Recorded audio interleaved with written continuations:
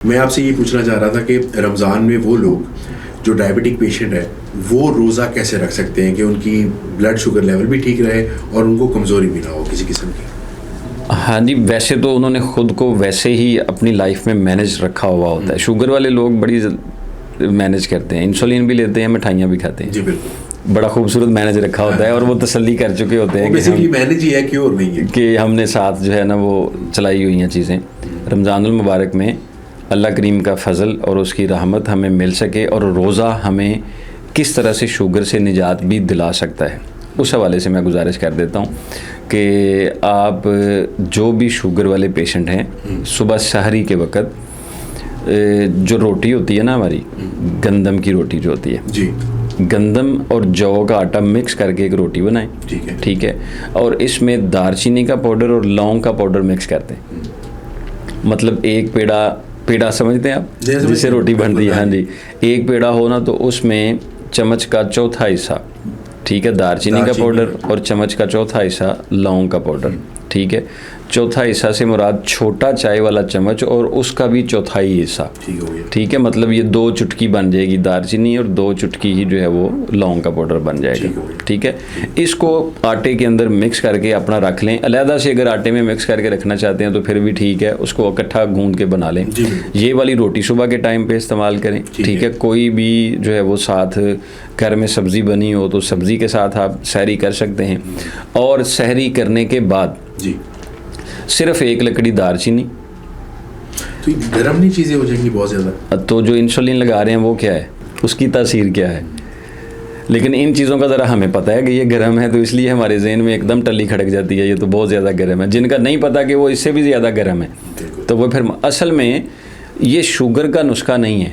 میں شوگر کے نسخے دیتا ہی نہیں ہوں، ٹھیک ہے. یہ پہلے بھی سوال یہ ہے رمضان المبارک کے اندر ہم اپنے جسم کو اس قابل بنا لیں کہ شوگر کی وجہ سے اس پر جو کمزوری آ جاتی ہے وہ نہ ہو پائے، ٹھیک ہے. حالانکہ اس کے ساتھ تو کافی سارے لوگ جو ہیں وہ بہتر بھی ہو چکے ہیں اور ہوتے رہے ہیں. تو صرف اور صرف جو ہے وہ دار چینی کا 1 پیس لے کے لکڑی کا اس کو پانی میں ابالیں، ٹھیک ہے، اور اس کا کعوہ پی لیں. ٹھیک ہو گیا.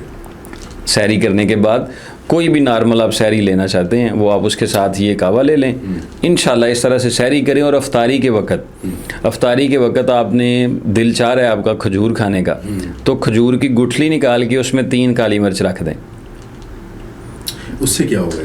اس سے آپ کو کھجور کا فائدہ بھی مل جائے گا، کالی مرچ کا فائدہ بھی مل جائے گا، اور جو کھجور نے شوگر بڑھانے کے لیے کچھ کرنا تھا اس سے بھی اس کے فرق تھوڑا کم آ جائے گا اور آپ کو نقصان کم سے کم ہوگا نہیں. سحر میں بھی لے سکتے ہیں کیا آپ کی شوگر؟ سحری میں بھی لے سکتے ہیں. سحری میں ذرا جو کعوہ میں نے بتایا اس کے ساتھ کھجور بہتر نہیں رہے گی. ٹھیک ہو گیا. آپ اس کو کھجور کے اندر 1 کالی مرچ 2 3 اس ریشو سے لے سکتے ہیں، لیکن 3 زیادہ سے زیادہ 1 کم سے کم اس میں رکھ کے یہ آپ کھا لیں. اس کے ساتھ آپ روزہ افطار kar لیں.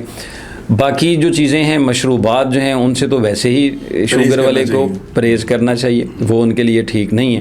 اور اس مینجمنٹ کے حساب سے کوشش کریں کہ رمضان المبارک میں ہمیں پیٹ خالی رکھنے کا ایک موقع مل رہا ہے تو ہم پیٹ کو خالی رکھیں. ہم پیٹ کو خالی رکھ رہے ہوتے ہیں پیٹ کو رجانے کے لیے. روزہ کھلنے والا ہے تو پھر سارا کچھ اس پہ جو ہے وہ حملہ آور دیکھا ہوگا. روزہ کھول کے لوگ لیٹے ہوتے ہیں وہیں پر، غنودگی ہو جاتی ہے، پیٹ بھر جاتا ہے، سستی ہو جاتی ہے، اس سے پھر کمزوری ہو جاتی ہے. لیکن آپ اس کو اس حساب سے مینیج کر کے رکھیں گے تو پھر آپ اس میں بھی فائدہ لے سکتے ہیں. حکیم صاحب بہت بہترین. اچھا مجھے یہ بتائیں کہ ساتھ شوگر کا پیشنٹ تو ہے مگر وہ اپنی پیاس کو بھی مینٹین رکھ سکے، ساتھ اس کو پیاس بھی زیادہ نہ لگے، ہم اس کا بھی خیال رکھنا ہے. تو اس میں کچھ ایسی چیزیں تو نہیں ہیں کہ اس کو پیاس زیادہ لگے گی؟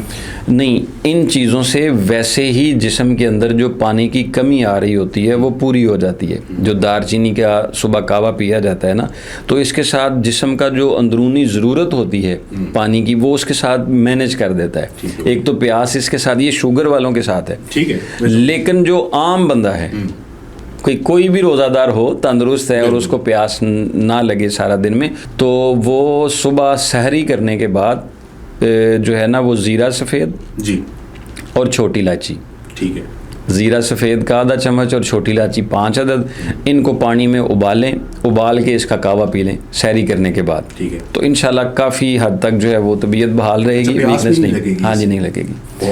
حالانکہ روزے دار کو پیاس لگنی چاہیے روزے کا مقصد ہے ٹھیک ہے، مگر جب ایک ہوتا ہے زیادہ برداشت سے باہر ہو جانا، تو پھر ان چیزوں کو پھر یہ چیزیں کنٹرول کرنی. نہیں، اللہ تعالیٰ نے جب فرما دیا ہے کہ وہ آسانی کو پسند فرما جی بالکل ایسے آسانی کی طرف ضرور جانا چاہیے، اور اگر اس چیز سے ہیلپ ہو تو لازمی کرنا چاہیے. اصل میں قرآن مجید میں جہاں روزوں کا ذکر ہے نا، اللہ کریم نے فرمایا ایمان والو تم پر روزے فرض کیے گئے جیسے تم سے پہلی امتوں پر فرض کیے گئے تاکہ تم پرہیزگار بنو. یعنی پرہیز کا کنسیپٹ ہی یہاں پر ہے، پرہیزگار بن جاؤ. وہ پرہیزگار اگر روزے کی روحانی فوائد لینے ہیں تو وہ ساری بیماریاں جو آپ اپنے اخلاق، اپنی تربیت اور اپنے کردار میں پالے ہوئے ہیں، جھوٹ ہے، دغا ہے، فریب ہے، لڑائی ہے، بے حیائی ہے، اور جسم کی ایسی بیماریاں جو جسم پر چپکی ہوئی ہیں، تو روزہ اس لیے آیا ہے کہ تمہیں ان بیماریوں سے پرہیز کرائے. غیبت ہے، کینہ ہے، چغلی ہے، جو بھی بیماریاں ہمارے معاشرے میں پھیل رہی ہیں، تو روزہ ان چیزوں سے بھی روحانی طور پر پرہیزگاری سکھانا آیا ہے تاکہ یہ چیزیں موجود ہوں گی تو دل اللہ کی طرف نہیں لگے گا. بالکل صحیح کہہ رہے ہیں. یہ بیماریاں دل کو اللہ طرف نہیں لگانے دیتی. تو روزے کے طبی فائدے یہ ہیں کہ یہ آپ کو سارا سال جو آپ نے جسم کو غیر ضروری خوراک کا عادی بنایا، یعنی بد پرہیزی کا عادی بنایا، بہت ساری مسالے دار چیزیں لے لیں، آپ نے سونا اپنی اوقات کے ساتھ رکھا، آپ نے اٹھنا اپنے اوقات سے رکھا، کھانے میں تمیز نہیں رکھی کہ کس وقت کھانا ہے کس وقت نہیں کھانا، کتنا کھانا ہے کس طرح سے کھانا ہے. تو روزوں میں ان چیزوں سے پرہیز رکھیں. یہ آیا ہی تمہیں پرہیزگار بنانے کے لیے ہے کہ آپ ان کو شیڈولڈ لائف پہ لے آئیں. یہ دیکھیں سحری کا ایک وقت، افطاری کا ایک وقت، کتنا سخت قانون ہے کہ سحری کا وقت ختم ہو گیا اب کسی نے کھانا نہیں کھانا. یہ قانون ہے نا، بالکل قانون ہے، اور خدا کو بڑا پسند ہے. جب میں نے روک دیا تو اس کے بعد تو اس قانون کو فالو کر کے ہمارا ایک ٹائم سیٹ ہو گیا. ٹھیک ہے. تو اس سے پھر ہمیں طبی طور پر بھی جو ہے وہ روزہ، ان سے پرہیز کے ساتھ طبی فائدے آ جاتے ہیں، اور پہلی بیماریوں کی پرہیز کے ساتھ روحانی فائدے آ جاتے ہیں. پھر روزہ دار جو ہے وہ اللہ کا پسندیدہ بندہ بن جاتا ہے. 2 روزے 3 روزے جب آپ گزار لیتے ہیں تو آپ کو اسٹمک کی پرابلم تو میں نہیں کہوں گا، تھوڑے سے مسائل آنا شروع ہو جاتے ہیں جس میں کھٹے ڈکار آتے ہیں آپ کو روزے کے دوران. اس کھٹے ڈکار کا کوئی کیور ہے؟ بیکاز وہ آپ کو کبھی کبھی متلی اور کئی حالت میں بھی لے جاتا ہے. تو اس کھٹے ڈکار سے بچنے کے لیے کچھ آپ بتائیں گے؟ اصل میں رمضان المبارک میں کھٹے ڈکار آنے تب شروع ہوتے ہیں جب ہم سحری کرنے کے فوراً بعد سو جاتے ہیں. ادھر سحری کھائی اور ساتھ سو گئے، اور ادھر ہی سو گئے. ادھر ہی جائے نماز رکھا تھا، 2 نماز پڑھی تو ساتھ ہی سو گئے. جب وہ اس کی وقت سو جاتے ہیں تو پھر وہ کھانا صحیح طرح سے ہضم نہیں ہو پاتا، تو غذا کچی رہنے کی وجہ سے پھر وہ اندر تبخیر پیدا ہوتی ہے، بدبودار مواد پیدا ہوتا ہے، تو اس سے پھر کھٹے ڈکار آنا شروع ہو جاتے ہیں. سب سے پہلے تو اس عادت کو ختم کیا جائے. اگر آپ نے سونا ہی ہے تو وہ سورج طلوع ہو جانے کے 1-2 گھنٹہ بعد سوئیں اگر آپ کے پاس ٹائم ہے. اگر نہیں ہے ٹائم تو پھر دوپہر کے وقت سوئیں تاکہ قیلولہ بھی ہو جائے، سنت بھی ادا ہو جائے اور آپ کو نیند بھی ہو جائے. لیکن یہ نیند فوری آ کیوں جاتی ہے؟ کھانا کھائیں گے تو نیند کیوں آ جاتی ہے؟ کیونکہ ہم نے رات ہی 3 بجے جو ہے وہ ریلیکس ہوئے تھے، 3 بجے فری ہوئے تھے، 4 بجے سحری ہو گئی. تو ہمیں ان مہینے میں تھوڑا سا اپنے شیڈول کو چینج کرنا ہے. روزہ افطار کیا، نماز تراویح پڑھی، نماز تراویح پڑھنے کے بعد فوری سو جائیں. ٹھیک ہے. جب آپ فوری سو جائیں گے تو آپ فریش ہو کے صبح اٹھیں گے. بالکل ایسے 3 بجے اٹھ جائیں، 2:30 بجے اٹھ جائیں، جتنا آپ کی سکت ہے.